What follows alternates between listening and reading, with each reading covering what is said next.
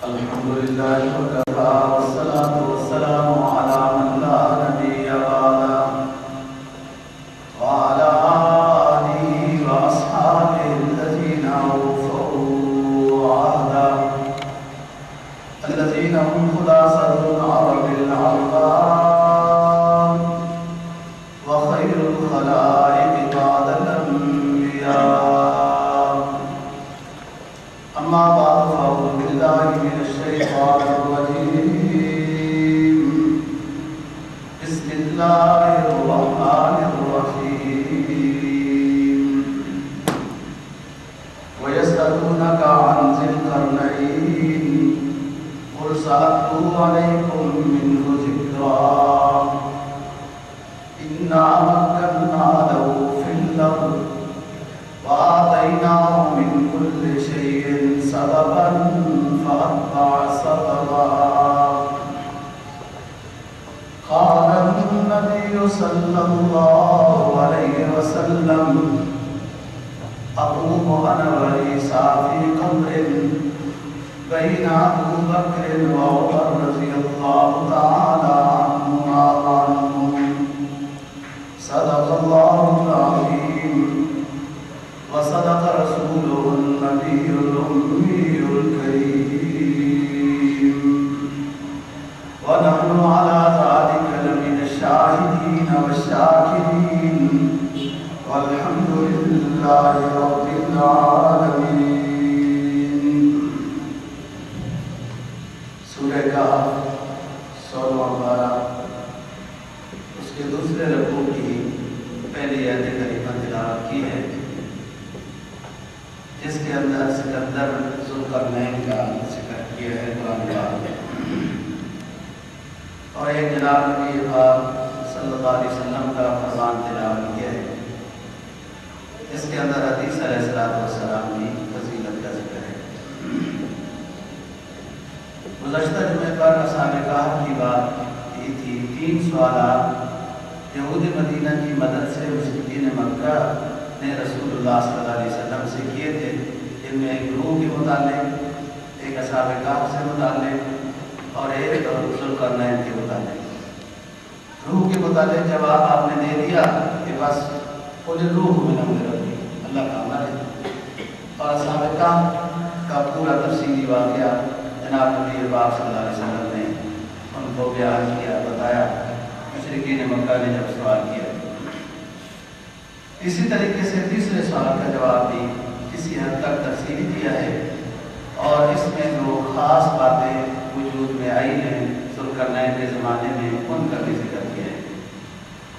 فرمایا وَيَسْأَلُونَكَ عَنْ ذِي الْقَرْنَيْنِ قُلْ سَأَتْلُو عَلَيْكُم مِّنْهُ ذِكْرًا۔ اے نبی، یہ آپ سے ذوالقرنین کے متعلق سوال کرتے ہیں، آپ بتا دیں سَأَتْلُو عَلَيْكُم مِّنْهُ ذِكْرًا، میں قریب تمہیں اس کا واقعہ بتاتا ہوں۔ وہ واقعہ یہ ہے کہ اِنَّا مَكَّنَّا لَهُ فِي الْأَرْضِ وَآتَيْنَاهُ مِنْ كُلِّ شَيْءٍ سَبَبًا فَأَتْبَعَ سَبَبًا، کہ ہم نے اس کو پوری دنیا میں حکومت عطا کی تھی، اور اس وقت کے لحاظ سے جو سامان ضرورت پڑ سکتا تھا وہ سب ذوالقرنین کو دیا ہے، اور اس نے مختلف سفر کیا۔ ذوالقرنین کو ہی سکندر بھی کہتے ہیں۔ مشہور بڑے سکندر تو گزرے ہیں، ایک یہ سکندر ذوالقرنین جس کو سکندر اعظم اور سکندر اول کہتے ہیں، اور ایک سکندر ثانی ہے جس کا ارسطو جس کا وزیر تھا، وہ سکندر کافر اور مشرک تھا۔ یہ سکندر ذوالقرنین جس کا قرآن مجید نے ذکر کیا ہے، جمہور کی رائے یہ ہے کہ نیک آدمی اور اللہ والا بزرگ آدمی تھا۔ بعض حضرات نے لکھا ہے کہ ممکن ہے کہ نبی بھی ہو، کہ قرآن مجید نے خطاب ایسا کیا ہے کہ اس سے اندازہ ہوتا ہے کہ یہ ممکن ہے نبی ہو۔ اور خضر علیہ السلام اس سکندر کے وزیر گزرے ہیں، اللہ کا نیک آدمی، شکر گزار بندہ اور بزرگ آدمی تھا۔ بعد میں عربی النسل لکھا ہے، بعد میں لکھا ہے کہ یہ رومی تھا۔ حضرت ابراہیم علیہ السلام سے 2000 سال پہلے لکھا ہے، بعد میں بعد لکھا ہے۔ تاریخی روایت سے یہ ضبط نہیں ہے کہ کس سن میں دنیا میں آیا، لیکن بہرحال اسلام سے اور عیسی علیہ السلام سے پہلے کے زمانے میں۔ اس سکندر ذوالقرنین کو ذوالقرنین کیوں کہتے ہیں؟ قرن کے معنی زمانے کے بھی آتے ہیں، تو بعض رات نے لکھا ہے کہ ممکن ہے اس کو قرنین اس لیے کہتے ہیں کہ اس کی حکومت مشرق و مغرب کے اوپر تھی، تو مشرق و مغرب مراد کر لے کر سارے طرف مراد دیے جاتے ہیں۔ ذوالقرنین سے مراد گویا کہ اس کی حکومت مشرق اور مغرب سب پر تھی، اس لیے اس کو ذوالقرنین۔ 4 بڑے بادشاہوں کا ذکر ہے جو تاریخ میں ملتا ہے، 2 مسلمان اور 2 کافر اور مشرک تھے، جنہوں نے کافی حد تک پوری دنیا کے اوپر حکومت کی۔ جو مسلمان ہیں ان کی تو بالاتفاق پوری دنیا پہ حکومت گزری ہے، اس میں حضرت سلیمان علیہ السلام اور یہ ذوالقرنین۔ جو کافر ہیں 2، ان کی حکومت کسی حد تک دنیا پر گزری ہے، مکمل پوری دنیا کے اوپر ان کی حکومت نہیں تھی، جن میں سے ایک نمرود ہے اور ایک بخت نصر ہے۔ 5ویں ایک اور بھی شخص آئیں گے جن کی پوری دنیا کے اوپر حکومت قائم ہوگی، اور وہ بھی مسلمان خلافت قائم کریں گے، جن کو امام مہدی کہتے ہیں۔ اگر آج وقت ہوا تو ذکر کریں گے، نہیں تو انشاءاللہ اگلے جمعے پر بات ہوگی۔ گویا کہ کل 4 گزر چکے ہیں اور 5واں باقی ہے۔ ذوالقرنین کی وجہ تسمیہ بار حضرات نے یہ لکھی ہے کہ یہ امر بالمعروف اور نہی عن المنکر کرنے والے بزرگ تھے، جس پر لوگ ان کو پتھر مارتے تھے تو ان کے سر کے اوپر 2 نشان پڑ گئے تھے، ایک اس سائڈ میں ایک دوسری سائڈ میں، تو جس کی وجہ سے ان کو ذوالقرنین 2 نشانوں والا، 2 سینگوں والا، 2 علامتوں والا یوں کہتے تھے، اور اس سے یہ مشہور۔ بعد میں لکھا ہے کہ ذوالقرنین ان کو اس لیے کہتے ہیں کہ ان کو اللہ پاک نے ظاہری علوم بھی عطا کیے تھے اور علوم باطنی بھی عطا کیے تھے، تو دونوں علوم سے اللہ نے ان کو سرفراز کیا، اس وجہ سے قرنین کے لقب سے ان کو مشہور کیا گیا۔ فرمایا سألونک عن ذی القرنین قل سأتلو علیکم منہ ذکرا انا مکننا لہ فی الارض وآتیناہ من کل شیء سببا۔ جو حدیث آپ کے سامنے تلاوت کی ہے، رسول پاک صلی اللہ علیہ وسلم کا فرمان ہے کہ قرب قیامت میں حضرت عیسیٰ علیہ السلام کا ظہور ہوگا اور وہ دجال کو قتل کریں گے، پھر اس کے بعد یہ 45 سال تک دنیا میں ایک امن و سلامتی کی حکومت کریں گے اور رہیں گے، پھر مدینہ طیبہ میں ان کی وفات ہوگی، مسلمان ان کا جنازہ پڑھیں گے، میرے روزے میں ان کو دفن کیا جائے گا، میدان حشر میں میں اور عیسیٰ علیہ السلام اٹھیں گے اپنی قبر سے، اور ہمارے ساتھ ابو بکر اور حضرت عمر رضی اللہ تعالیٰ عنہ بھی ہوں۔ سکندر ذوالقرنین کے واقعے میں 3 باتیں اہم ہیں، اور جو ایمانیات سے متعلق بھی ہیں، ان پر ایمان لانا ہے، اور دوسری بات کہ اس سے عبرت و نصیحت ہے ہمارے لیے کہ اللہ والے ایسے گزرے ہیں کہ جن کو اللہ نے اتنی صلاحیت، اتنی طاقت، اتنی بڑی حکومت عطا کی تھی، لیکن اتنی بڑی حکومت کے باوجود اللہ والے تھے اور رجوع اللہ کرنے والے تھے، بادشاہ ہونے کے ناطے سے یا ایک بڑا قائد ہونے کے اعتبار سے کوئی متکبر اور مغرور نہیں تھے۔ 3 باتیں قرآن مجید نے ان کے واقعے میں اہم ذکر کی ہیں۔ ایک تو سکندر ذوالقرنین ہے کہ یہ کون ہے اور اس کے سفر کہاں ہوئے تھے۔ دوسری بات کہ سکندر ذوالقرنین نے دیوار کہاں بنائی تھی اور وہ کون سی دیوار ہے، اور تاریخ اس کو کس دیوار سے یاد کرتی ہے، یاد رکھتی ہے۔ تیسری بات ہے کہ وہ یاجوج ماجوج قوم وہ کون سی قوم ہے، کیا ان کا عقیدہ، کیا ان کی شریعت ہے، اور کس علاقے میں وہ آباد ہیں، کب وہ نکلیں گے، اور کیا مصیبت کا پیغام لے کر وہ نکلیں گے جو اس وقت کے لحاظ سے مسلمانوں کے لیے ایک عذاب بن گیا۔ یہ 3 باتیں۔ یاجوج ماجوج جب نکلیں گے بند تو انہوں نے کیا ہے، ذوالقرنین نے ان کو بند کیا ہے، لیکن جب وہ نکلیں گے تو بالکل قرب قیامت کا دور ہوگا۔ حضرت عیسیٰ علیہ السلام کی بد دعا سے وہ مریں گے، اس وقت نزول عیسیٰ علیہ السلام ہو چکا ہوگا۔ تو فرمایا یسألونک عن ذی القرنین قل سأتلو علیکم منہ ذکرا انا مکننا لہ فی الارض وآتیناہ من کل شیء سببا فأتبع سببا۔ ہم نے اس وقت کے لحاظ سے سکندر ذوالقرنین کو تمام ضروریات عطا کی تھی۔ اس میں ان کا سفر کا تیز ہونا بھی داخل ہے، اسباب حرب بھی داخل ہے، اسباب سفر بھی داخل ہے، فوج بھی داخل ہے، اور یہ تمام چیزیں جو اس وقت کے لحاظ سے ایک بادشاہ کو ضرورت تھی وہ سب ہم نے عطا کی ہے۔ واللہ اعلم بالصواب۔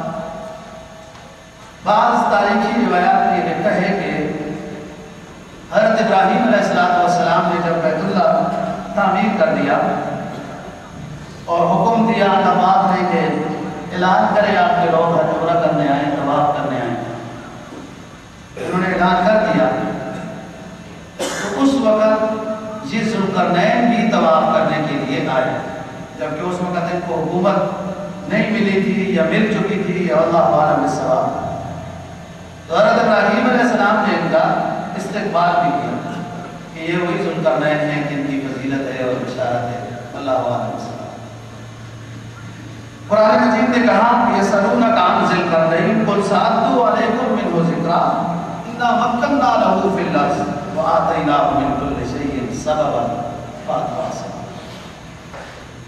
طواف جب کیا تو بات لکھا ہے کہ اس وقت اللہ سے یہ مانگا کہ مجھے پوری دنیا دیکھنے کا شوق ہے، پوری دنیا دیکھنے کا شوق ہے، جس طریقے سے بھی ہو جائے، اور میں اس سے عبرت حاصل کرنا چاہتا ہوں، آپ کو یاد کرنا چاہتا ہوں۔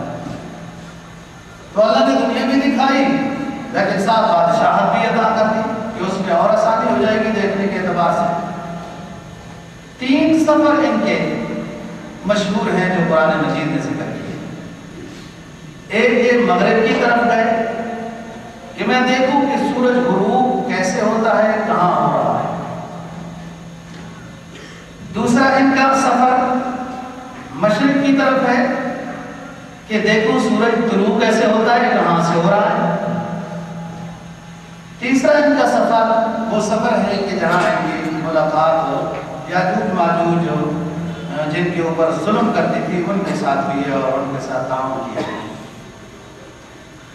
پہلا واقعہ قرآن مجید نے بیان کیا کہ حتی اذا بلغ مغرب الشمس وجدها تغرب في عين حمئة ووجد عندها قوما قلنا يا ذا القرنين إما أن تعذب وإما أن تتخذ فيهم حسنا۔ جب یہ پہنچے ایک ایسی جگہ پہ کہ آگے جانا مشکل ہے اور سورج غروب ہو رہا ہے، اندازہ ایسا ہوتا ہے کہ پانی ختم ہے اور وہاں پر کیچڑ ہے، دلدل ہے، اس میں سورج غروب ہو رہا ہے، یہ اندازہ ہے۔ یعنی گویا کہ وہ نہیں پا سکے صحیح علم حاصل نہیں کر سکے کہ سورج کیسے غروب ہوتا ہے، کیا غروب بھی ہوتا ہے یا نہیں ہوتا، اور کہاں چلا جاتا ہے، یہ بات ہے۔ اور اللہ نے ان کو یہ صلاحیت صبر کی بھی عطا کی تھی اور سب کچھ عطا کی ہے۔ آج کی دنیا اپنے سیاحت کے حوالے سے بہت بڑے دعوے کر رہی ہے، لیکن ساتھ اپنی بے رضاعتی اور کم ہمتی یا اسباب کی قلت کا بھی ساتھ اعتراف کر رہے ہیں کہ اور بھی آگے نظام ہے جو ہماری سمجھ میں نہیں آتا، جس کو اقبال مرحوم نے کہا کہ ستاروں سے آگے جہاں اور بھی ہے، ابھی عشق کے امتحان اور بھی ہے۔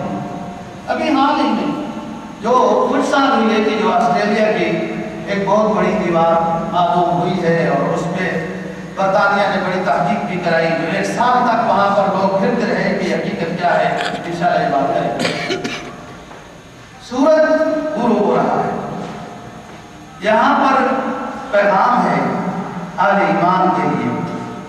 یہ دنیا ہے، اسباب کے ساتھ نظام چل رہا ہے، اور اس میں دیکھا جا رہا ہے سورج کدھر جا رہا ہے، فلاں ہو رہا ہے، لیکن باوجود ان صلاحیتوں کے اسباب کے اس کائنات کو پورا ادراک یہ انسان نہیں کر سکا، پورا علم اس کا حاصل نہیں کر سکا۔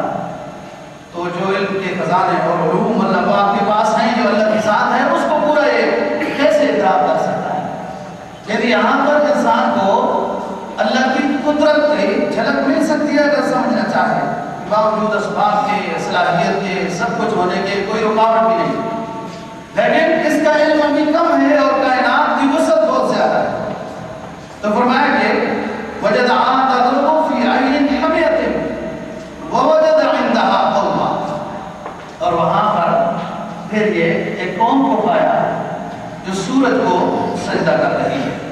حیران ہو گئے، یہ تو اللہ والے ہیں، اللہ کو پکارنے والے ہیں، اور سورج کو سجدہ کیا جا رہا ہے، سورج غروب ہو رہا ہے۔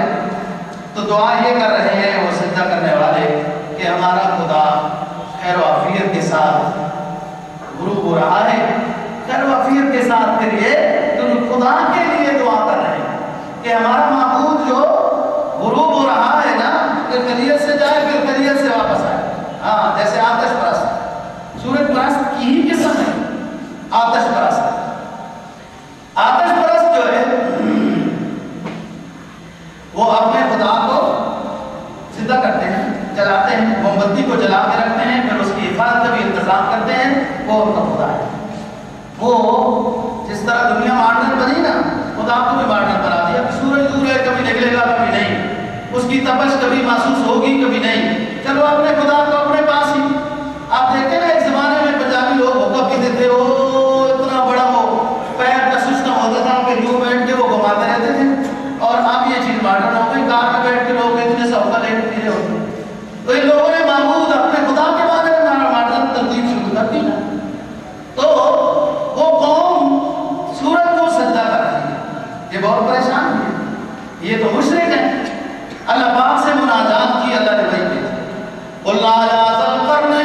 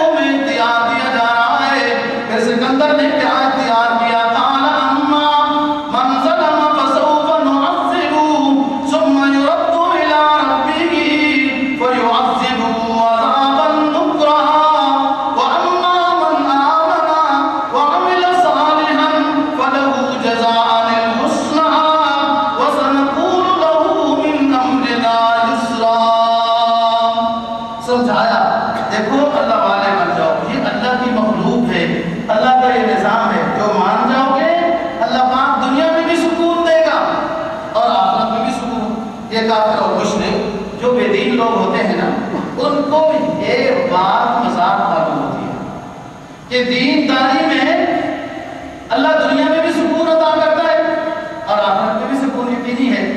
یہ جو فاسق اور فاجر مشرک کافر بت پرست آتش پرست سورج پرست جو کائنات ہے، انہیں یہ بات مذاق لگتی ہے کہ سکون کیسے ہوتا ہے۔ سکون تو ایسے علل تللوں میں ہوتا ہے، حالانکہ یہ ڈوب کے دیکھے نا ان کے دل میں جا کے اور دین والوں کے دل میں کہ سکون میں کون ہے۔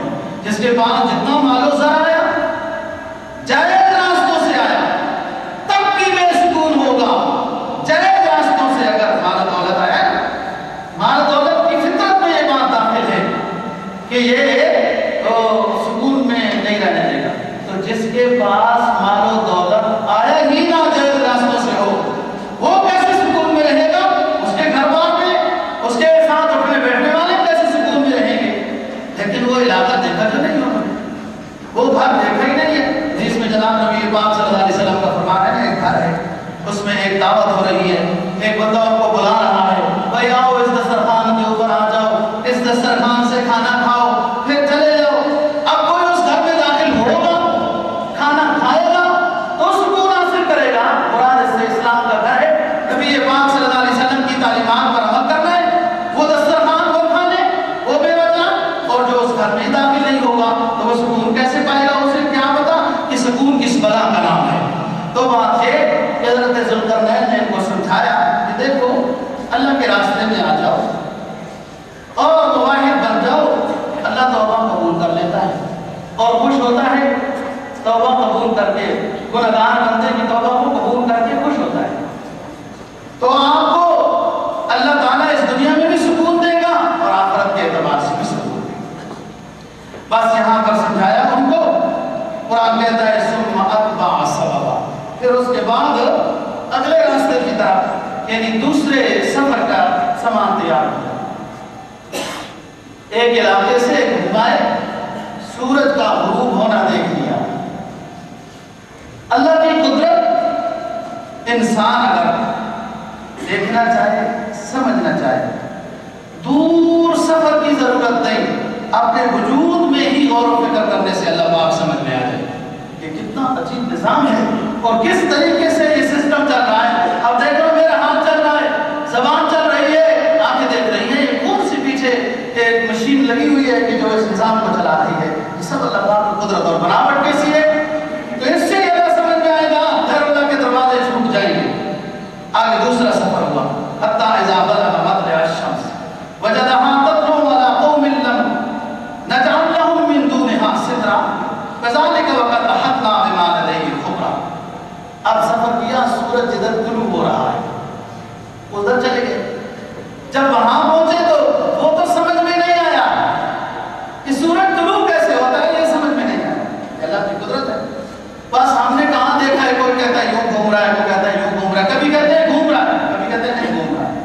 آپ تاریخ سائنس کی پڑھیں کہ کبھی فلکیات کے نظام میں فلانی چیز گھوم رہی ہے، دوسری رکی ہوئی ہے، کبھی ساری گھوم رہی ہے، پھر آپس میں ایک دوسرے کے ساتھ مناظرے اور لڑائی جھگڑے ہو۔ وہاں تک جب پہنچے، ہمیں کوئی آ کے بتایا میں چاند پر گیا تھا تو فلاں آیا تھا، تو یہ بتا تو کون سے ہم نے دیکھا ہے کہ ہو گیا تھا اور کون سے ہمارے پاس گواہ ہے یا اس کے پاس گواہ ہے کہ وہ کیا حقیقت ہے۔ یہاں یہ شخص سورج کے طلوع ہونے کو دیکھنے کے لیے جا رہا ہے، جب وہاں پہنچا سورج کا طلوع ہونا تو سمجھ گیا۔ سما لینا کسی کو دل میں، یہ دل ہی کا کلیجہ ہے، پہاڑوں کو تو بس آتا ہے جل کر دور ہو جانا۔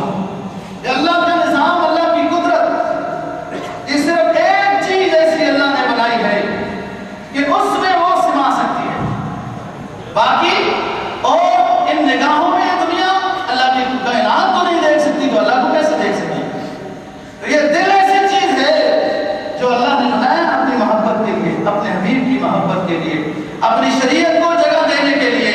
تو سما لینا کسی کو دل میں، دل ہی کا کلیجہ ہے، پہاڑوں کو تو بس آتا ہے جل کر دور ہو جانا۔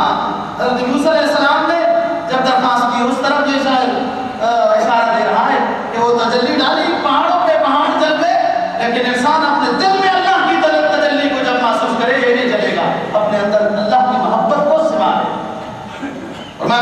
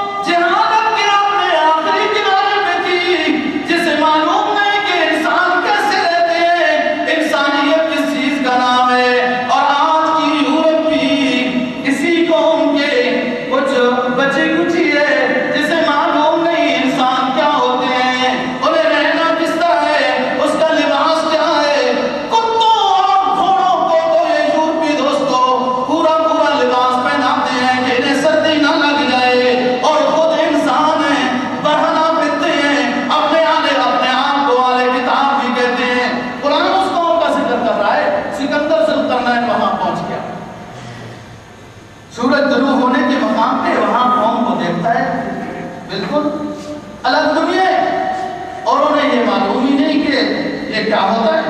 قد حدنا بما لدیہ خبرا، یہ تو بہت صدیاں پہلے دوستوں یہ بات ہے، آج بھی ایسی مخلوق موجود ہے۔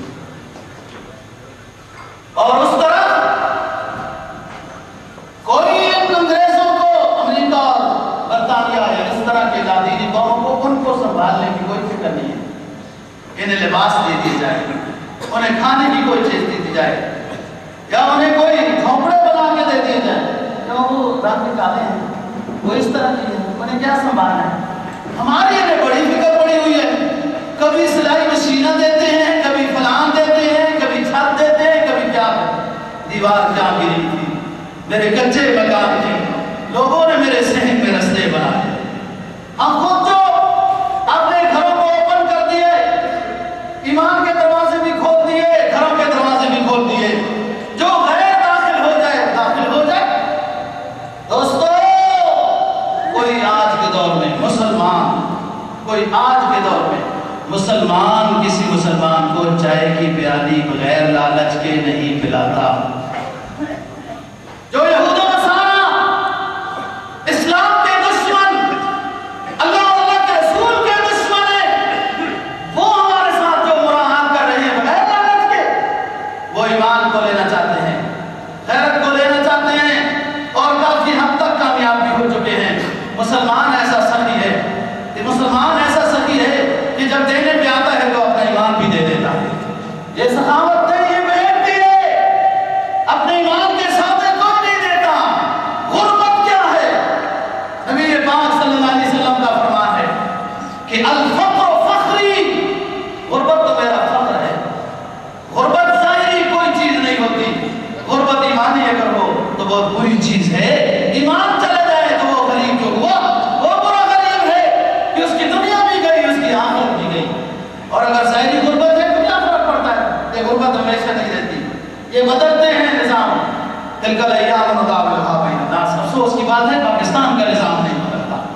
قرآن تو اعلان کرتا ہے، اعلان کرتا ہے وتلک الایام نداولها بین الناس، یہ غربت بھی ہمیشہ نہیں، یہ امیری بھی ہمیشہ نہیں۔ لیکن پاکستان کی بدقسمتی جب سے بنا آج تک اسی طرح ہے، اور بدقسمتی ہماری یہ ایسوں کے حوالے ہوتا گیا، کوئی اس کو سنوارنے نہیں آیا، اپنے آپ کو بھی سنوارتے رہے اور پھر روانہ بھی ہوتے رہے۔ ہاں، خود بھی ان کے مال ان کے کام نہیں آیا، لیکن مفت تباہ ہو گئے، اور یہی حال دوستوں ہے۔ فرمایا قد حدنا بما لدیہ خبرا ثم اتبع سببا، پھر تیسری طرف سفر کرنے کا اس شخص نے پروگرام اور انتظام کر لیا۔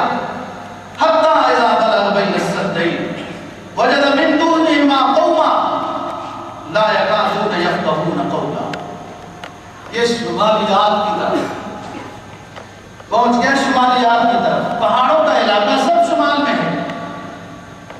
حتی اذا بلغ بین السدین وجد من دونہما قوما لا یفقہون قولا، ایسی قوم کے پاس پہنچ گیا، انہیں تھوڑا بہت رہنا سہنا تو آتا تھا، لیکن اس کی بات نہیں سمجھتے تھے، وہ ان کی بات نہیں سمجھتے تھے۔ وہ اس علاقے کے ایک مشہور مقولہ ہے نا، یار من ترکی ومن ترکی ندان، یہ اسے یہ نہیں اندازہ کہ بیان سننا زیادہ ثواب ہے یا نفل پڑھنا زیادہ ثواب ہے۔ یہی تو ہماری مسئلہ ہے کہ الحدیث، الحدیث کا مطلب یہی ہوتا ہے کہ حدیث سے پوری خبر نہ ہو۔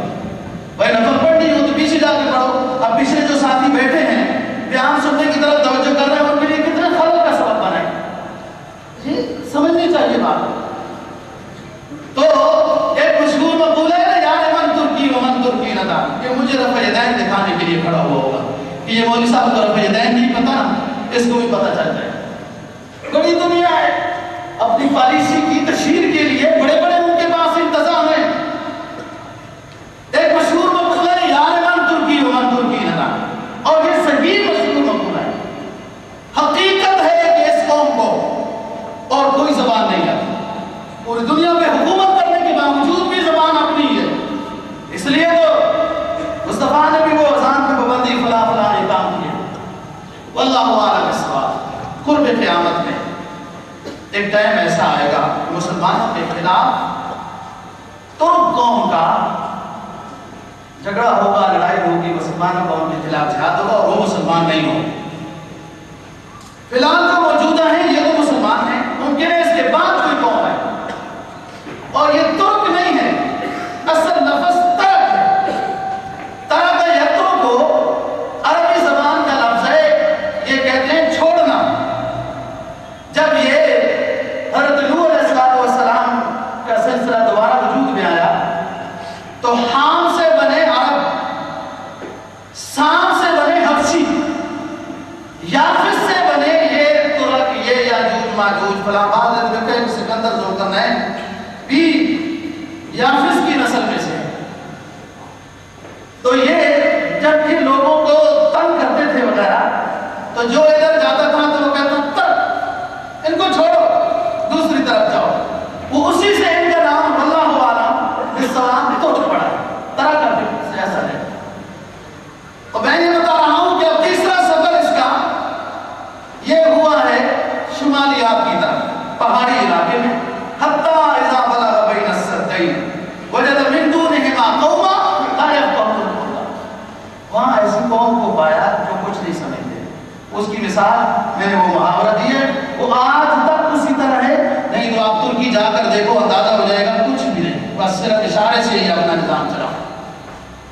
یہ سارے شمال میں، اور عجیب بات جو یہ انہوں نے دیوار بنائی، یہ دیوار بھی اسی طرف ہی بنی ہے شمالیات میں، اور دنیا میں کل 7 دیواریں ہیں بڑی، یہ 7 کی 7 دیواریں ہی تقریباً یہاں اس طرف ہیں، آذربائیجان کی دیوار، تبت کی دیوار، سکندر ذوالقرنین کی دیوار وغیرہ وغیرہ دوسری دیواریں، یہ کل 7 دیواریں ہیں، دیواریں چین، اور ان میں سے ایک دیوار ہے سکندر ذوالقرنین کی جو انہوں نے بنائی، اور یہاں تک یہ پہنچ گئے آپ اس مقام۔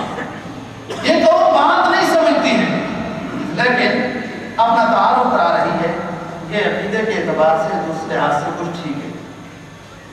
انہوں نے اس بادشاہ کو دیکھا کہ اس کی بڑی کر و فر ہے، تو بتایا کہ ادھر ایک قوم آباد ہے جو قوم ہمیں بہت تنگ کرتی ہے، ہمارا ہر کچھ کھا جاتی ہے، ہمیں مارتی بھی ہے، سانپ بھی کھا جاتی ہے، بچھو بھی کھا جاتی ہے، مینڈک بھی کھا جاتی ہے، کتے بھی کھا جاتی ہے، گھوڑے کھوتے جو چیز بھی ملے وہ کھا جاتی ہے، اور جب ہمیں کو ملے تو ہمیں بھی نہیں چھوڑتے۔ اور عجیب قوم ہے یاجوج ماجوج، ان میں سے جب ان کا اپنا بندہ مر جائے تو اس کو بھی کھا جاتے ہیں کہ کیا میدانہ کفن دفن تو کیا قبر تو کیا جنازہ، اپنا کام کرو پیٹ پر۔ یہ تو پھر کتے گھوڑوں کو کیسے، اسی وجہ سے تو بعد میں سانپ بچھو کھانے والی اس مخلوق چینہ کے بارے میں کہا کہ یہی کہیں نہیں یاجوج ماجوج۔ اور قیدیانی ملعون نے، مرزا غلام احمد قیدیانی ملعون نے کیا کہا کہ یاجوج امریکہ، ماجوج روس ہے، لیکن اگلی بات کہتا ہے کہ میں عیسیٰ ہوں، یہ یاجوج ماجوج ہے، یہ نکل چکے ہیں، میں بھی نکل چکا ہوں۔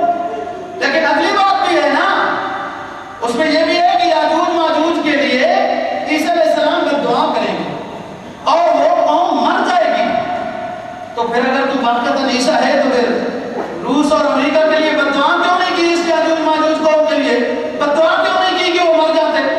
بہرحال جب جھوٹ کی بنیاد ہو تو ساری عبارت جھوٹ ہوتی ہے، پھر پتہ نہیں چلتا نا کہ انسان کو یہ جھوٹ کہاں سے آیا اور کیسے بولا۔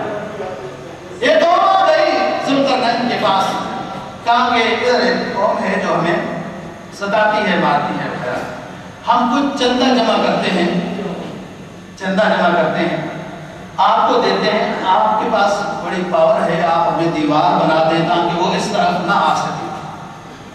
بادشاہ نے چندہ لینا ہار سمجھی ہے، کوئی صحیح خاندان کا بادشاہ ہوگا،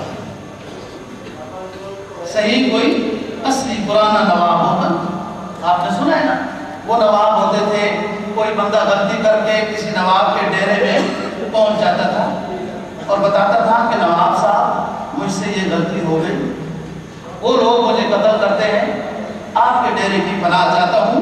وہ نواب بیان کر دیتا تھا کہ بھائی اس سے غلطی ہے، میں نے اس کو پناہ دی ہے، کوئی اس کو مار نہیں سکتا، نہیں تو میرا پورا قبیلہ تمہارے خلاف ہو جائے گا۔ اس زمانے میں نواب کوئی ایسے ہوتے تھے، ہم نے دیکھے تو نہیں ہے، ممکن ہے ابھی بھی کہیں ہوں۔ اس بادشاہ نے یہ ہار سمجھی کہ قوم سے چندہ وصول کر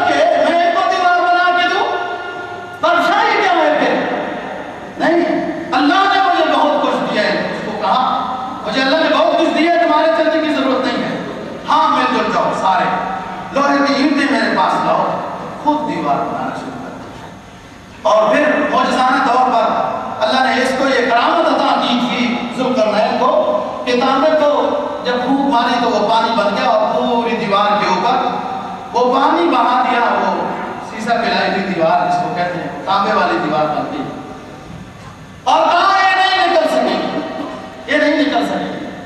لیکن فَإِذَا جَاءَ وَعْدُ رَبِّي جَعَلَهُ دَكًّا وَكَانَ وَعْدُ رَبِّي حَقًّا. یہ نہیں آ سکیں گے یاجوج ماجوج تمہاری طرف، لیکن فَإِذَا جَاءَ وَعْدُ رَبِّي جَعَلَهُ دَكًّا. جب سور پھونکی جائے گی، قیامت برپا ہو جائے گی، ساری کائنات جب نیست و نابود کے حوالے ہو جائے گی، اس وقت میرے رب کا امر آئے گا، یہ دیوار ٹوٹ جائے گی، میں بھی چلا جاؤں گا، سب کائنات چلی جائے گی تو یہ دیوار بھی ٹوٹ جائے گی، سکندر ذوالقرنین بھی نہیں رہے گا.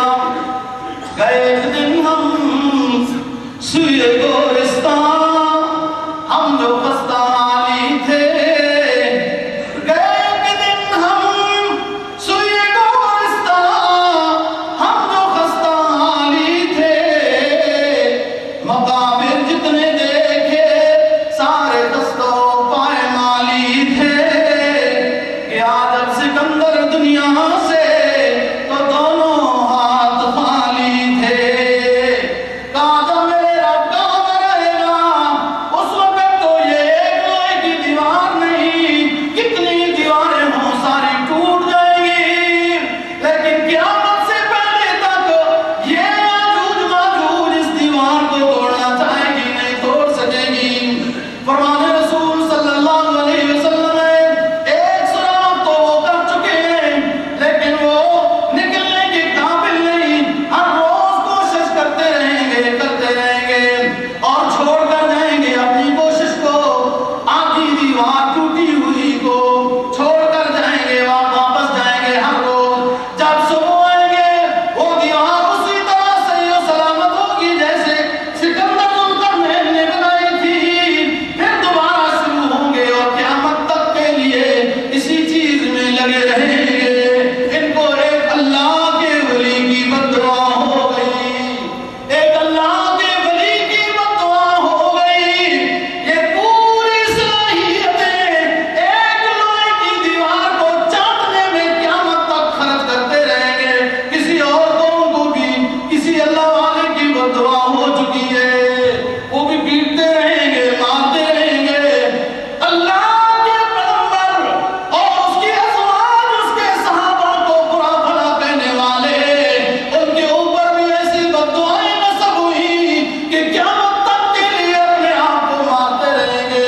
یہ بد دعائیں دوستو، یہ عقیدہ نہیں، یہ کوئی عبادت نہیں، یہ کوئی ریاضت نہیں، یہ کوئی قرب الہی کی منزلیں نہیں، یہ ان پر گزیدہ ہستیوں کی بد دعا کا نتیجہ ہے. تو یہاں بھی یہاں ان نیک لوگوں کو ستاتے تھے، وہ وہاں جو آباد تھے اور دیوار بن گئی. قیامت تک کے لیے دیوار کو وہ چاٹتے ہیں. ایک دن ان کا سردار یہ کہے گا، عجیب بات ہے، جب اللہ کا مقدور اس وقت قیامت قریب آ چکی ہوگی، ایک سردار کہے گا چھوڑ دو، انشاءاللہ کل ٹوٹ جائے گی.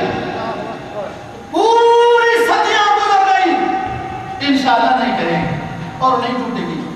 انشاءاللہ میں اتنی طاقت ہوتی ہے دوستوں، لیکن اس طرح انشاءاللہ نہیں ہونی چاہیے.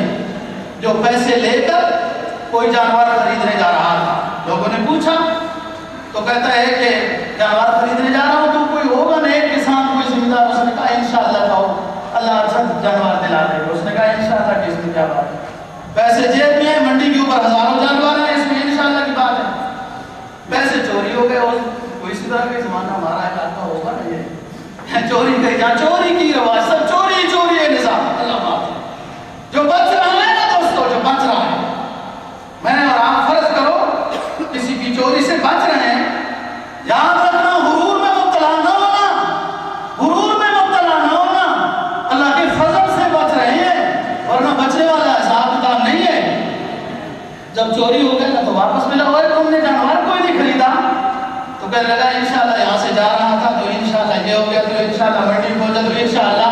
اس نے کہا بات کرو انشاءاللہ کا اتنا پہاڑا کیوں پڑھتے ہو؟ کہا انشاءاللہ ہوگا سے چوری ہو گئی انشاءاللہ۔ کہا اب کیا انشاءاللہ کی؟ انشاءاللہ پہلے کہنا ہوتا ہے۔ وہ کیا بات ہوئی جو کتا اور تندور پہ روٹی پکا رہی تھی تو کتا تندور پہ روٹی لے کے بھاگ گیا، تو پہلے بھاگتی نہیں پیچھے چھڑانے کے لیے، تو جب ناکام ہو گئی تو کہتی ہے چلو صدقہ ہی ہو گیا۔ تو یہ بات ہے، پہلے نیت کرنی ہوتی ہے زکات دینے کی یا صدقہ دینے کی یا ان چیزوں کی۔ پہلے نہیں کہا اس نے انشاءاللہ، آج کہا یہ دیوار آدھی ٹوٹ چکی ہے، چھٹی کرو، کل انشاءاللہ یہ ٹوٹ جائے گی۔ یا اللہ پاک کے ساتھ میٹ سے بچائے، وہ دیوار دوستو دوسرے دن ٹوٹ جائے گی، یہ مخلوق نکلے گی انشاءاللہ تعالی۔ اس یاجوج ماجوج اور خروج دجال، نزول عیسیٰ علیہ السلام کے بعد اگلے جو کریں گے، اللہ دین کی سمجھ نصیب فرمائے۔